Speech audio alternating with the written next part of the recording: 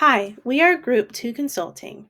My name is Taylor Haling, and I am joined by two other of our consultant team members, Devin and Doris. Our client, GAPD, has asked us to evaluate their entry level police officer selection system and help them to decide how to use their current tools in a way that is job related, predictive, and fair. So, about our consulting team, Group 2 Consulting is a consulting firm that focuses on designing and validating selection systems for public safety and service organizations. We combine job analysis, evidence based assessment, and clear implication guidance to help clients make fair and effective hiring decisions. Before we get into the results, I want to briefly introduce our team. We work together as Group 2 Consulting. My name is Doris Castro, and I served as our project manager and client liaison. I coordinated our work across all phases and led the translation of the job analysis into the KSAO matrices that anchor our content validity evidence. Taylor Haling is our lead report writer and implementation specialist. She organized and drafted the client facing report, made sure we stayed aligned with the project guidelines, and focused on turning the technical results into clear recommendations and next steps for JAPD. And finally, Devin LeSure is our data analyst and validation specialist. He conducted the phase 2 regression analysis, ran the phase 3 adverse impact simulations, and helped design the no GMA composite scoring rule and example weights that we'll be recommending today. JAPD asked us to evaluate the current selection system for entry level police officers to help decide how to use the four existing tools more effectively and fairly. In simple terms, we were asked to answer three questions. First, do these four tools line up with what officers actually do on the job? Second, do they help identify higher performing officers? And third, did they create any unnecessary fairness or legal concerns, especially by race? To answer those questions, we used a holistic view of validity. Phase 1 focused on content validity using the job analysis, KSAOs, and our matrices to check whether the tools are clearly job related. Phase 2 focused on criterion related validity, looking at how different combination of tools predict supervisor ratings. Phase 3 focused on consequential validity, asking what happens to fairness and adverse impact when JAPD uses these tools at a 10% selection rate. In phase one, we looked at whether JAPD's current hiring tools reflect what police officers actually do on the job. Using job analysis results and data from 400 incumbent officers, we reviewed four tools: the accountability test, structured interviews, knowledge test, and in-best exercise. As shown in the table, each tool maps onto critical job-related KSSOs.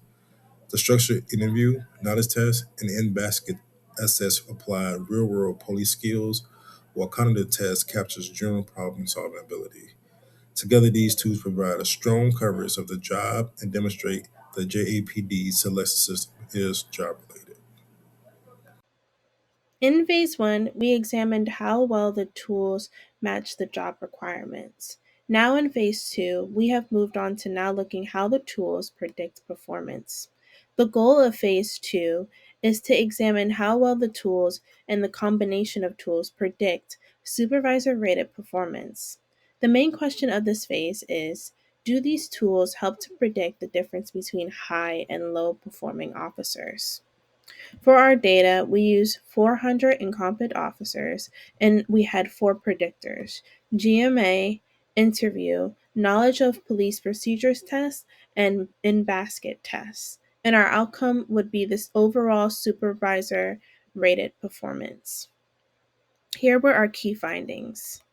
All four tools were significantly related to performance. However, GMA was the strongest single predictor, explaining 49% of variance. The full four predictor model that included all of the predictors and the GMA and interview model had the highest prediction. However, GMA plus interview had the highest prediction out of them all, explaining 50% of the variance.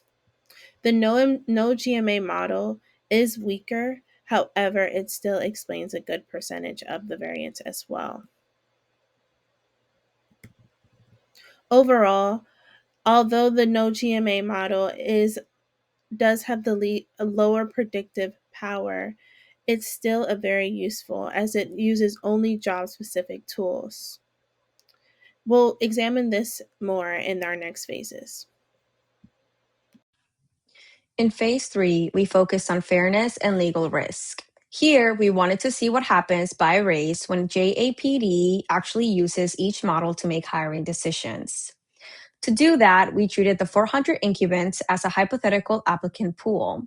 For each model, we ranked candidates by their composite score, selected the top 10%, so 40 hires, and then calculated the selection rate for white applicants and for Black applicants. We used those selection rates to compute the AIR, the adverse impact ratio, which is the Black selection rate divided by the white selection rate, and then compared each ratio to the 4/5 rule. Under that guideline, any AIR below 0.80 is considered evidence of adverse impact. The table on this slide shows what we found.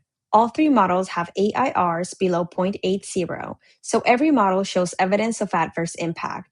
The full 4 predictor model has an AIR of 0.29, and the GMA plus interview model is even lower at 0.21, which reflects the largest gap in selection rates. When we drop the GMA and use only the structure interviewed, knowledge of police procedure test, and an in-basket test, the no GMA model produces an AIR of 0.54 that is still below 0.80, so it does not eliminate adverse impact, but it is closer to the 4/5 benchmark and represents a smaller gap between Black and white candidates. When we put this together with the phase 2 results, models that include GMA give us a stronger prediction, but they also create the largest racial gaps. The no GMA model reduces those gaps in a meaningful way, even though it does not completely solve adverse impact. For JAPD, as a public agency, that means including GMA in the composite comes with stronger prediction, but higher fairness and legal risk concerns, while the no GMA model moves the department closer to a more balanced and defensible selection system.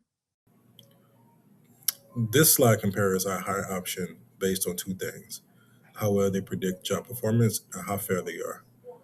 The models that include the cognitive tests perform the best at predicting performance, but they also create the most significant differences between groups, raising fairness concerns. When we remove cognitive tests, prediction drops slightly, but fairness improves noticeably.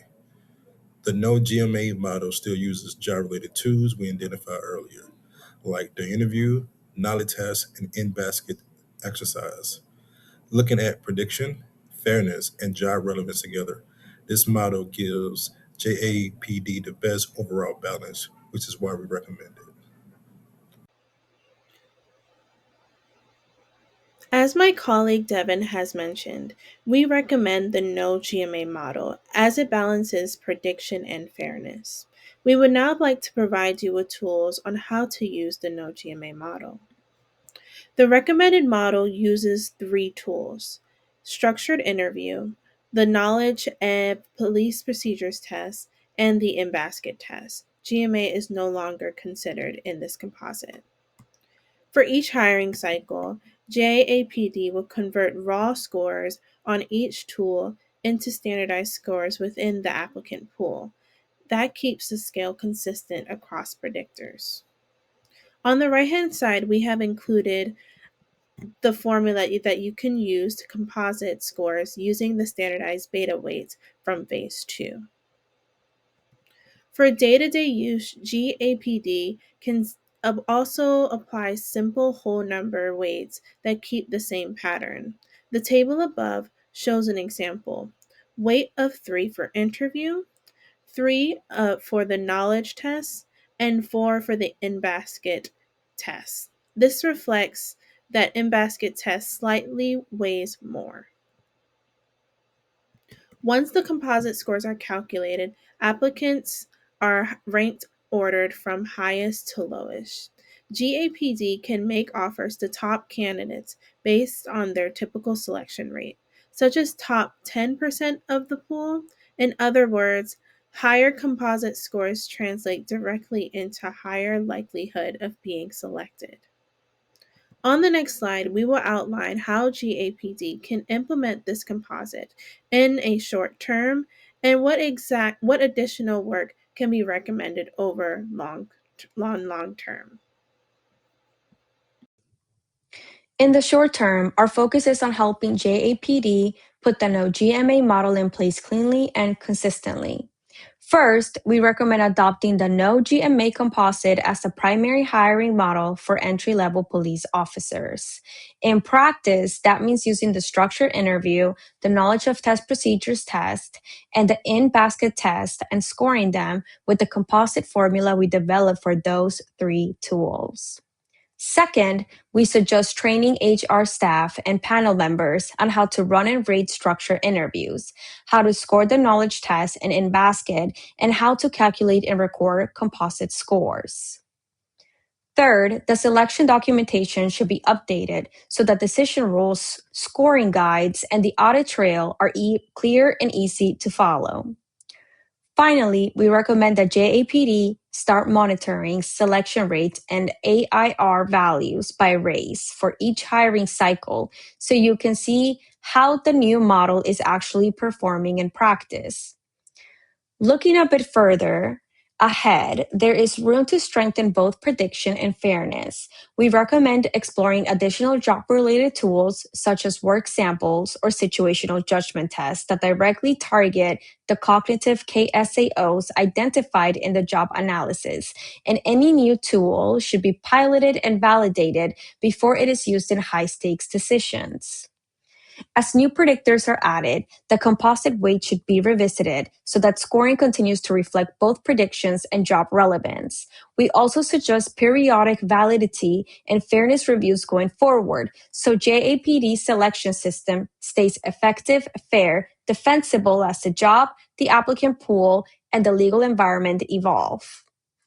Taken together, these steps give JAPD a practical way to improve the current system now and a clear path for continued improvement over time. On behalf of our other team members, I would like to say thank you. Thank you for viewing our presentation, and we would like to stay in touch if you have any follow-up questions or you would like to use our services in the future. Please feel free to email us at group2consulting@gmu.edu or feel free to reach out to our phone number below.